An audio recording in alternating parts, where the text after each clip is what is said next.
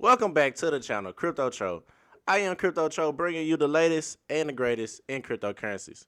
And today, man, we're going to talk about why I believe GameFi will be one of the biggest sectors in crypto, and why I also believe GameFi will bring a lot of people, or we will see mass adoption through GameFi and the play to earn sector. So we're going to get into that, but before we do, or like this video, subscribe to the YouTube channel. I got multiple videos on everything crypto, man. So check out my page, check out all the different videos I got, and just get that alpha information. And also, I gotta let you know this too. This is not financial advice whatsoever. This is just me giving my personal opinion on things. I gotta let you know I'm just a 25-year-old that just pretty much invest in crypto and other assets, but I am not a financial advisor. So before you start making financial decisions, always consult with the financial advisor. And I'm just doing this, just showing my journey along the way, man. So enough of this spiel. Let's get into it.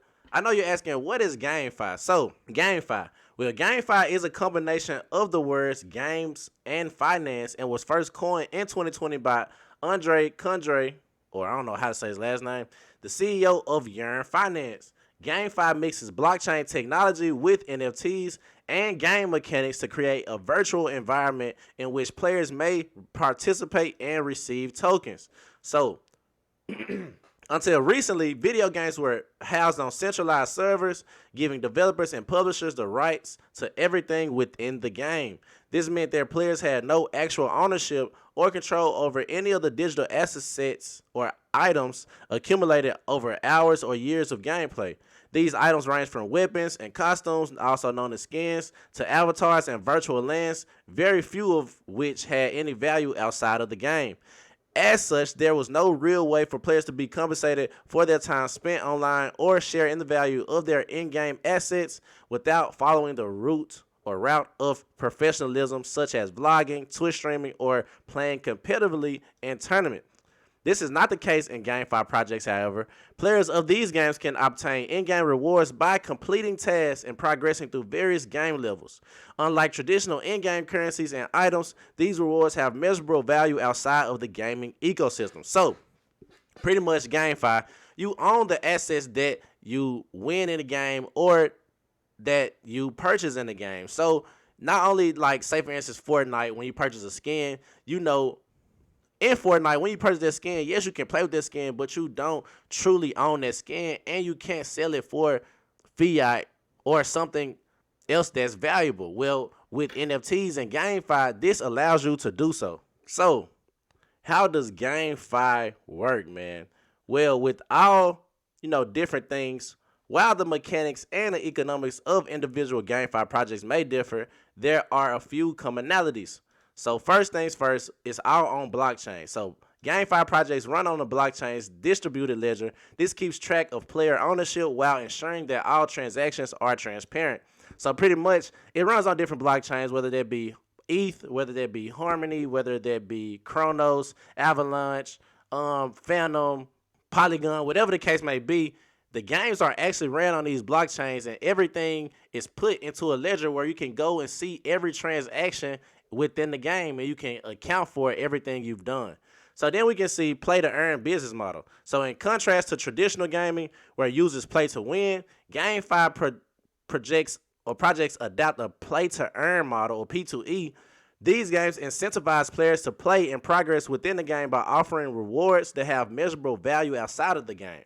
These usually come in the form of in-game cryptocurrencies or NFTs. So we can see with popular games like Axie Infinity, I'm going to talk about that later on in the article, but we know Axie Infinity is where you can actually get 3 different characters and you can play with them and you can earn a cryptocurrency when you win the game. So you're actually playing to earn. That's what they mean, play to earn. You're winning a crypto that you can cash out for USD or whatever currency that you will have.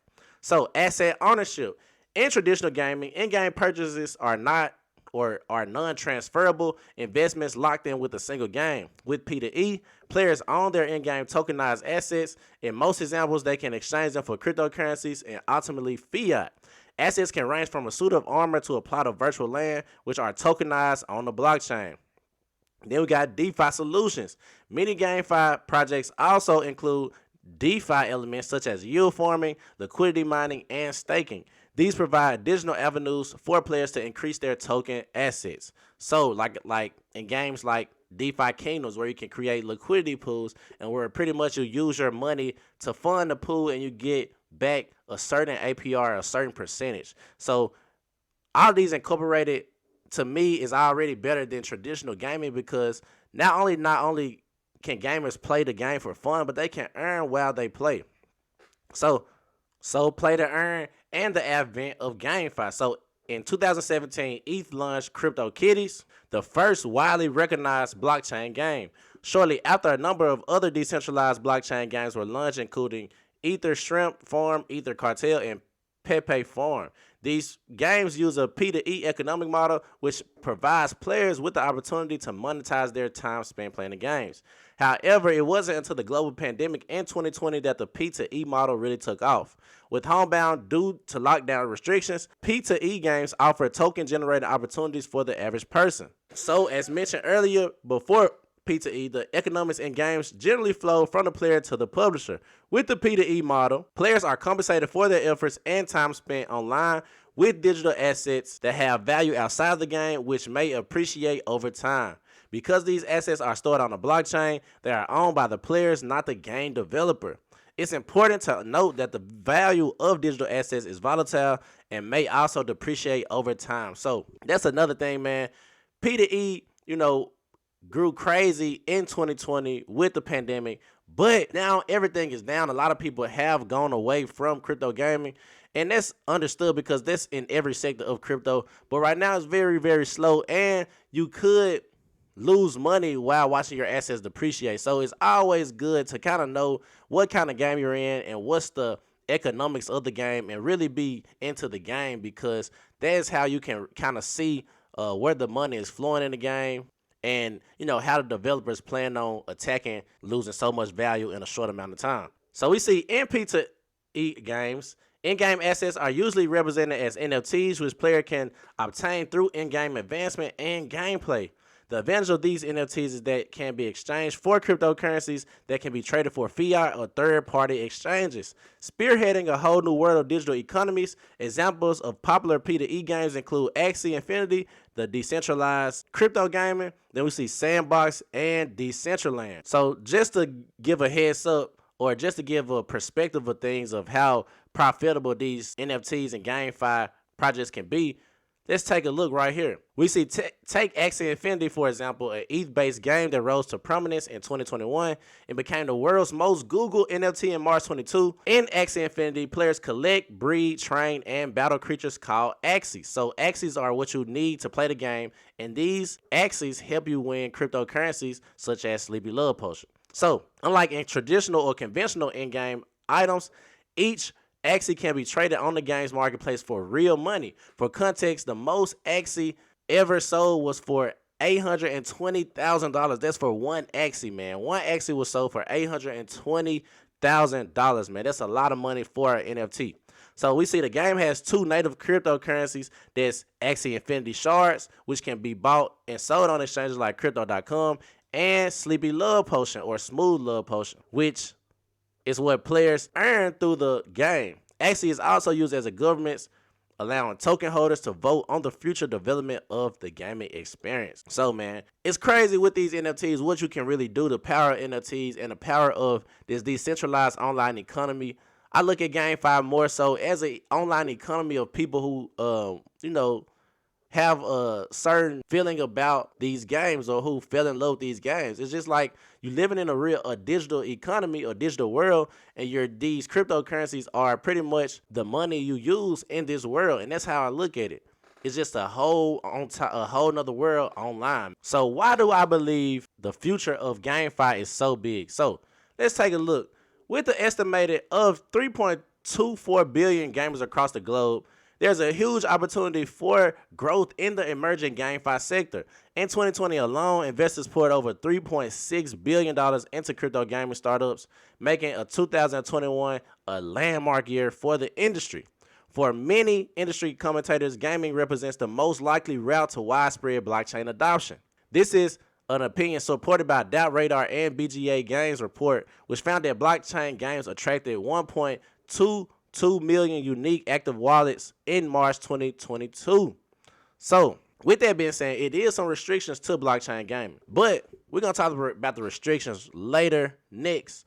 But right now, I just want to say, like, the future of GameFi is so big, man, just because the gaming sector, not only just GameFi, not only crypto gaming or play to earn games, but games in general is growing, man. It's more gamers being brought over or being born all over the world every day, man. We can see Twitch growing. These platforms like these are growing.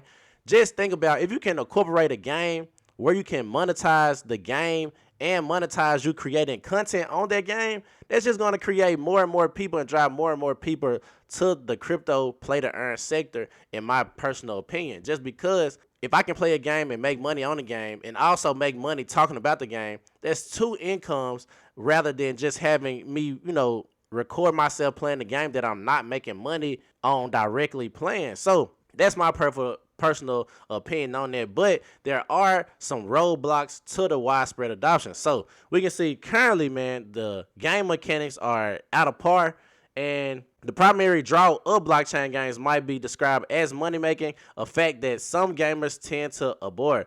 If GameFi is to go mainstream, it has to be suggested that the focus will need to shift from crypto first game second mentality that is currently so prevalent to one that puts the gaming experience first. If the playability of the game is not of a high enough standard to attract and retain gamers without financial incentive, then it has the little chance of converting traditional gamers and engaging audiences outside of crypto. So I believe that is a major concern, just because, right now, like the DeFi Kingdoms game, I love DeFi Kingdoms. I love what they're building. But right now, it's not really enjoyable if you are a gamer. Like, if you're a financial person and a gamer, it kind of, it's kind of fun seeing, the numbers go up and down, or seeing, different things you can do within the game. But if you're just a strictly gamer, you want to play for the love of gaming, then it's really not for you right now. And I don't really think any crypto gaming is like that as of right now. Like, it's no true gaming right now. But we still super early in the crypto space. This is going to take, 20, 30 plus years, just because we're going to have to find out how to put these different types of games on the blockchain. But trust me and believe, it's going to come very, very soon. The second roadblock is NFTs. A common criticism of GameFi's detractors suggests that the incorporation of NFTs in games is just another shameless cash grab. As covered earlier, gamers have been subjected to various monetization experiences, from downloadable content to randomized loot boxes, all with varying degrees of success. From the perspective of some gamers, NFTs are simply a way for new developers to dress up the same microtransactions that gamers have loathed for decades, without bringing any value or real value to the game. There are also concerns that on top of being expensive, these NFTs will deliver unfair in-game advantages, further diminishing the entire gaming experience. Now, I ain't gonna lie, I can see what they're saying, but I really don't agree with it, just because, like, if you're buying downloadable content and you want to play that game, then you're going to buy that downloadable content to play the game, right? Like, say for instance, if GTA, you don't care how much it costs. You're going to play it because all of your friends playing it. And I believe that's going to be the same thing with NFTs, especially if I can make money out this NFT. That's just like me trying to, I don't know, man. It just sounds crazy to me. Like, NFTs will be around, and I believe they are, not really just a roadblock in the GameFi sector, just because you're going to need NFTs to play the game. So that's just my personal take on that. Don't think NFTs are too much of a roadblock, but I can see where they are coming from. But one of the biggest roadblocks to mass adoption is a lack of understanding. To address this and ensure any concerns, it's integral that developers invest time and energy into proving not only the game mechanics, but the public understanding and perspective of blockchain technology and GameFi. So let's just go down to some numbers, man. Let's go down to some numbers. And we see, according to a recent research by Crypto.com, Navic, and BigCraft Ventures, it is estimated that the blockchain gaming will grow at a compound annual growth of 100% from 1.5 billion in 2021 to 50 billion in 2025. This is 20 times the forecasted for the traditional gaming industry. If blockchain games can provide gamers with equal value as traditional games with the added potential for earnings, then there is really no limit for GameFi's potential. So just wanted to end on that note, man. Just wanted to end on that note, just showing you the potential for GameFi and what's coming up with GameFi, man. We see it's projected to grow at a compound annual growth rate of 100%, man, every year into 2025, and that's crazy. That's why I'm staying in GameFi. I'm staying in the GameFi sector. I love blockchains that create GameFis, and I also love the GameFi projects such as DeFi Kingdom, and many more. It's a lot of GameFi projects out there, but you always gotta do your own due diligence and seeing what you want to invest in, and taking it further like that. But I always tell people, if you invest in crypto, make sure you get into a project that's involved in some type of way of the gaming sector, because I believe the gaming sector will be one of the ways we have mass adoption in the crypto space. So that's my video for today, Crypto Cho. Just want to give you a video about why I believe GameFi will be the road to mass adoption in cryptocurrency. So if I add value to you today, hit that like button, hit that subscribe button. Crypto Cho, I'm out of here.